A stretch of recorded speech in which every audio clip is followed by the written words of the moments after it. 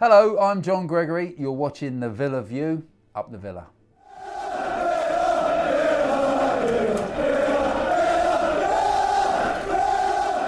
Hello and welcome back to the Villa View. It's time for the match preview for Aston Villa against Barnsley tomorrow night at Villa Park. It's just me on my own today because Matt's got man flu, which is a bit disappointing because I've had man flu for about 3 weeks, yet I've continued to do videos, so for him to not come on tonight is poor. So I'm going to preview the game on my own.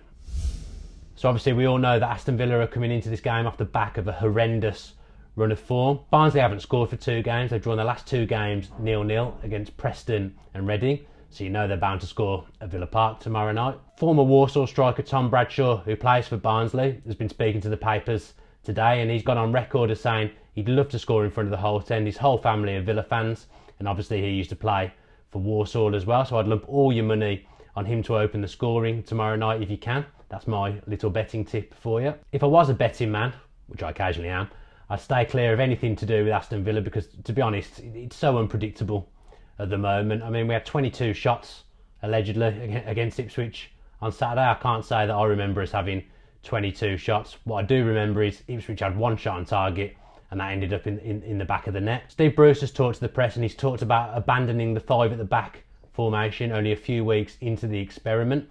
I'm not sure what I think of that personally, the 5 at the back, and it really was a 5 at the back against Ipswich.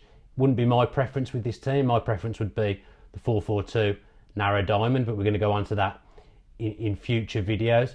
If that does happen, I'd expect Jack Grealish to come in for one of the centre backs, probably Tommy Elphick, unlucky to be making way because I don't think there's a lot between the centre backs at the moment, although Chester and Baker have proved in the past that they have a good partnership. If we are sticking with wing backs though, we absolutely have to change Neil Taylor and Alan Hutton. As full backs, they'll do. Everyone knows what I think about Hutton. I'm not going to sit here and pan him again, but as a wing back, that's one thing he definitely isn't.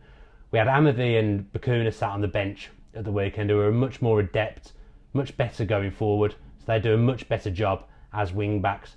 If we move to 4 at the back, I expect Hutton and Taylor to keep their place at full backs because as defensive full backs, they'll do the job. But if we are staying with this wing back system with 3 centre backs, we absolutely have to change those 2 because we have no width at all. And when you're playing with 5 at the back in a 5-3-2 with 2 wing backs, those wing backs have to be able to come forward.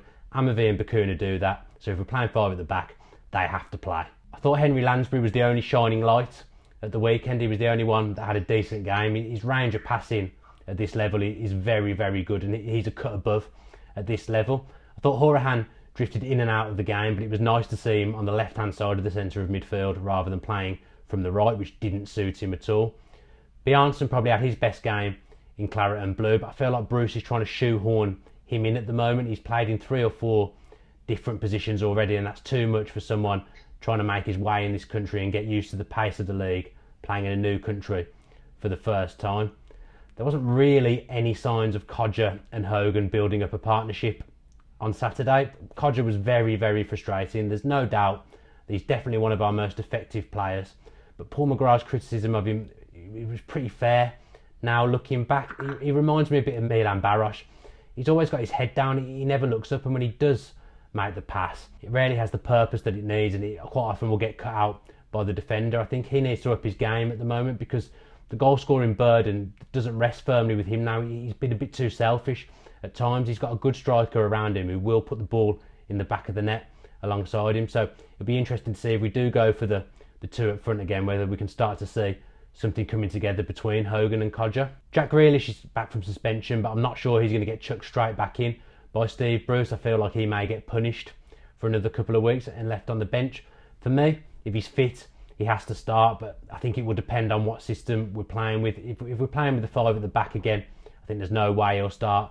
Potentially if we're looking at going back to a 4-2-3-1 or 4-3-3, then there may be a starting place for Jack.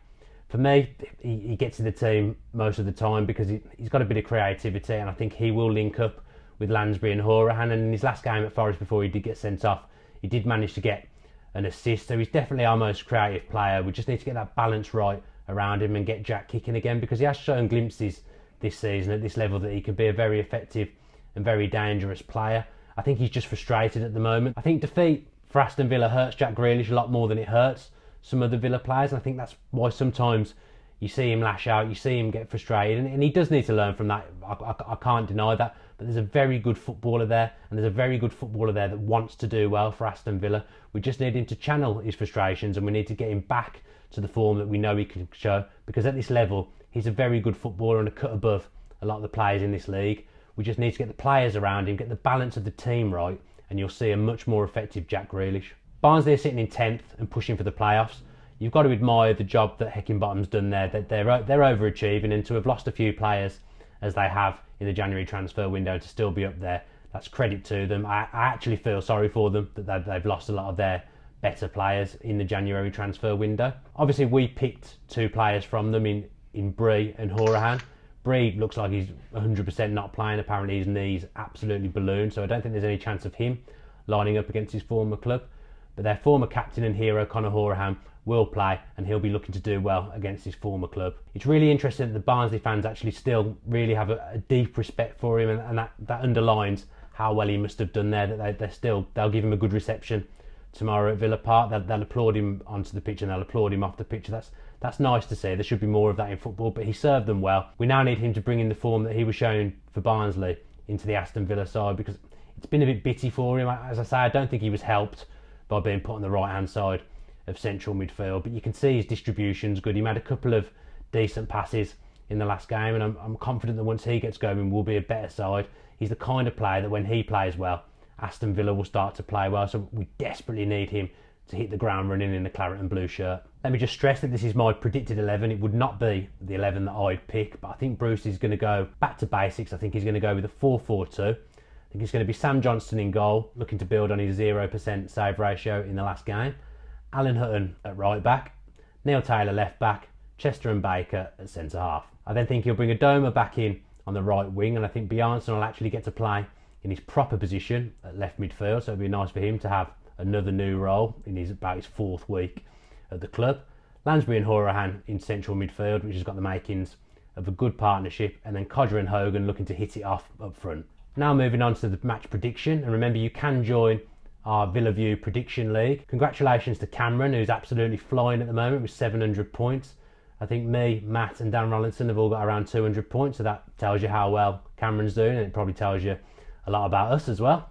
Apologies for this shower of negativity, but I'm going to go for 1-1, and my first goal scorer is going to be, I'm going to go for Barnsley's striker, former Warsaw man, Tom Bradshaw. Again, I apologise for the negativity. I'm hoping in me making these predictions, as I'm always wrong, that Aston Villa may actually finally win a football match in 2017.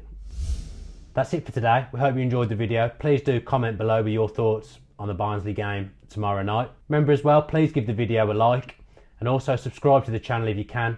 And remember, if you do subscribe, you're in with a chance of winning that signed John Gregory shirt that we got from him a few weeks ago. Remember also, you can catch up with part 3 of the Villa View Meets John Gregory interview series. That should be on your screen now, providing Dan Rollinson's done his job properly. Please come and have your say after the game tomorrow. Matt Lynch will be in our normal spot outside the Holt, so come and have a chat with him after the game if you can, and hopefully we'll be talking about 3 points to the mighty Villa of the Villa. If you enjoyed that video, why not watch another? Click the video choices on screen now to go and watch them in full. Be sure to subscribe to the channel by clicking our logo there on the left. Easy peasy.